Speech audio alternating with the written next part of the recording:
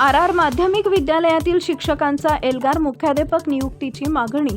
जळगाव येथील आर माध्यमिक विद्यालयातील शिक्षकांनी सेवा ज्येष्ठतेनुसार कायमस्वरूपी मुख्याध्यापकांची नियुक्ती करावी या मागणीसाठी शिक्षणाधिकारी माध्यमिक कार्यालयासमोर साखळी उपोषण सुरू केलंय। कायमस्वरूपी मुख्याध्यापक नसल्यामुळे शाळेच्या प्रशासकीय कामकाजात अडचणी निर्माण होत असल्याचा आरोप शिक्षकांनी केला आहे। शाळेत नियमबाह्य हस्तक्षेप, शिक्षकांवर मानसिक दबाव, पगारासंबंधी समस्या तसेच विद्यार्थ्यांच्या प्रवेश प्रक्रियेत अडथळे निर्माण होत असल्याच्या तक्रारीही त्यांनी मांडल्या।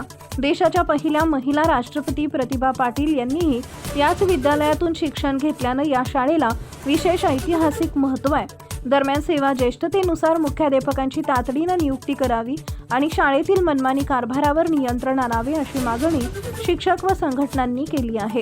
टाइम्स ऑफ महाराष्ट्रसाठी जळगाव जिल्हा प्रतिनिधी विनोद पवार यांचा रिपोर्ट।